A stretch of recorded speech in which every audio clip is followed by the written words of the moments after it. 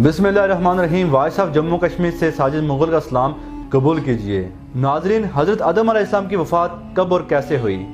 हज़रत आदम अलैहिस्सलाम की नस्ल आगे कैसे चली? हम आप अलैहिस्सलाम के किस बेटे की औलाद से हैं? हज़रत आदम अलैहिस्सलाम अपनी कब्र के हवाले से अपने बेटों को क्या नसीहत किया करते थे? आप अलैहिस्सलाम की कब्र अनवर कहाँ वाक़ा है? आप अलैहिस्सलाम हज़रत मोहम्मद मुस्तफ़ा सल्लल्लाहु अलैहि वसल्लम के बारे में क्या कहा करते थे? यही हमारी आज की वीडियो का मौजू है। मगर वीडियो में आगे बढ़ने से पहले आप हमारे चैनल पर नए हैं तो बराए मेहरबानी हमारा channel voice of Jammu and Kashmir TV subscribe करें, जहां पे आपको बिलखुसूस इस्लामिक हिस्ट्री और बिलउमूम पूरी दुनिया की मुनफरिद मालूमाती वीडियोस मिलती रहेंगी। नाजरीन, जब हज़रत आदम अलैहिस्सलाम के बेटे काबिल ने अपने भाई हाबिल को कत्ल किया तो हाबिल की मौत के बाद आप अलैहिस्सलाम बेकरार रहते थे। तब अल्लाह रब्बुल इज़्ज़त ने हज़रत जिब्रील अलैहिस्सलाम को इनकी तसल्ली के लिए भेजा। उन्होंने हज़रत आदम अलैहिस्सलाम को बहुक्म खुदावंदी बताया कि अल्लाह एक बेटा अनायत करेगा जिसकी नस्ल से पैगंबर पैदा होंगे, हज़रत शीस अलैहिस्सलाम। हाबिल के मरने के 5 साल बाद हज़रत आदम अलैहिस्सलाम के यहाँ बेटा पैदा हुआ जिसका नाम शीस रखा। इसका मतलब है अल्लाह का दिया हुआ तोहफा। यह नाम रखने की वजह यह है कि हाबिल के मरने के 5 साल बाद अल्लाह रब्बुल इज़्ज़त ने इनको शीस अता फरमाया। जब हज़रत आदम अलैहिस्सलाम की वफ़ात का वक्त करीब आया तो उन्होंने अपने बेटों से फरमाया कि बेटो, मेरा जन्नत के फल खाने का जी चाह रहा है। वो तलाश के लिए निकल गए तो उन्हें सामने से फरिश्ते आते हुए मिले जिनके पास हज़रत आदम अलैहिस्सलाम का कफन और खुशबू थी। उनके पास कुल्हाड़े और टोकरियां भी थी। उन्होंने कहा, आदम के बेटो, तुम्हें किस चीज़ की तलाश है? उन्होंने कहा, हमारे वालिद बीमार हैं और जन्नत के मेवे खाने की ख्वाहिश रखते हैं। फरिश्तों ने कहा, वापस चले जाओ, तुम्हारे वालिद फौत होने वाले हैं। और जब फरिश्ते हज़रत आदम अलैहिस्सलाम की रूह कब्ज़ करने के लिए आए तो हज़रत हवा सलामुल्लाह अलैहा ने उनको देख के पहचान लिया। वो हज़रत आदम अलैहिस्सलाम के साथ लिपट गईं। हज़रत आदम अलैहिस्सलाम ने फरमाया कि मुझसे अलग हो जाओ, पहले भी मुझे तुम्हारे जरिए से मुसीबत पहुंची थी, मुझे मेरे रब के फरिश्तों का साथ देने दो। फरिश्तों ने इनकी रूह कब्ज की, गुस्ल दिया, कफन पहनाया और खुशबू लगाई। आपकी कब्र खोदी गई और लहर तैयार की गई और उन्होंने हजरत आदम अलैहिस्सलाम की नमाज जनाजा अदा की।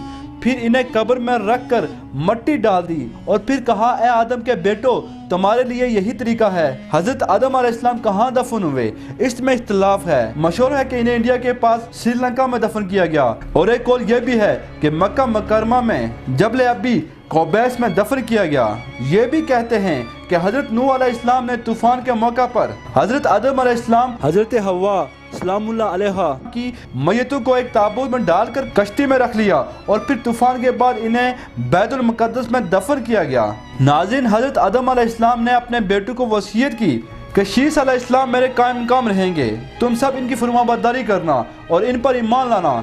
सब ने इकरार किया और फिर हजरत आदम अलैहिस्सलाम की वफ़ात के बाद हजरत शीस अलैहिस्सलाम इनके काम यानी रश्द व हिदायत और तबलीग की जिम्मेदारियाँ उठाईं।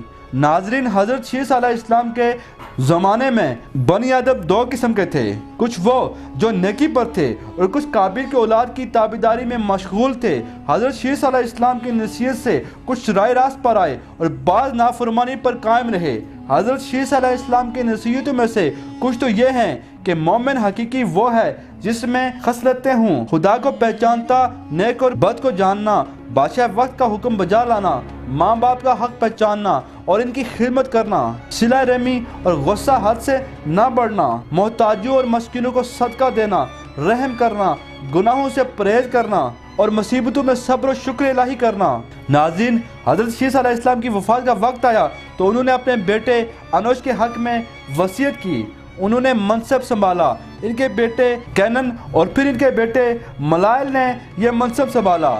इनके बारे में अहले फारस का कहना है कि वो हफ्त अकीलत के बादशाह थे। सबसे पहले उन्होंने दरख्त काटे, शहर बसाए, बड़े बड़े किले तामीर किए। वो कहते हैं कि बाबिल और सोइस ईरान के शहर उन्होंने ही तैयार किए। इनकी वफ़ात के बाद इनके बेटे यर्क ने इनका मनसब संभाला और उन्होंने अपने बेटे हानून के हक में वसीयत की और एक मशहूर कौल के मुताबिक इनको ही हजरत इद्रिस अलैहिस्सलाम कहा जाता है। नाज़रीन, जब हजरत आदम अलैहिस्सलाम की उम्र तकरीबन 123 बरस थी तो तब आपके यहाँ हजरत शीस अलैहिस्सलाम पैदा हुए।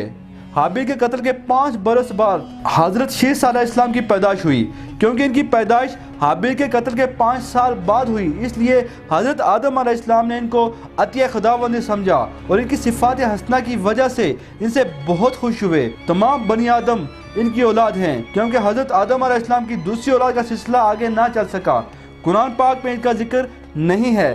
اللہ رب العزت رسول اللہ صلی اللہ علیہ وآلہ وسلم سے ایک روایت میں فرماتے ہیں، اللہ نے اپنے پیغمبروں پر 100 صحیفے نازل کیے اور 4 کتابیں، اور ان صحیفوں میں سے 50 صحیفے حضرت شیس علیہ السلام پر نازل ہوئے اور اس سے ان کی نبوت ثابت ہوتی ہے۔ حضرت آدم علیہ السلام کے بعد یہ دوسرے نبی تھے۔ حضرت آدم علیہ السلام کی وفات کا وقت جب قریب آیا تو انہوں نے حضرت شیس علیہ السلام کو اپنا جانشین بنایا، دن اور رات کو 7 حصوں میں تقسیم کیا اور ہر 7 اللہ رب العزت کی عبادت کی اور ان کو تعلیم دی اور ان کو طوفان نوح سے بھی آگاہ کیا۔ حضرت آدم علیہ السلام نے ان کی نسل میں خیر و برکت کی دعائیں مانگی۔ ہمارے پیارے نبی حضرت محمد مصطفیٰ صلی اللہ علیہ وآلہ وسلم حضرت شیس علیہ السلام کی اولاد میں سے تھے۔ ناظرین، حضرت شیس علیہ السلام سیرت و صورت میں حضرت آدم علیہ السلام کے مشابہ تھے اور تمام اولاد میں سب سے زیادہ محبوب تھے۔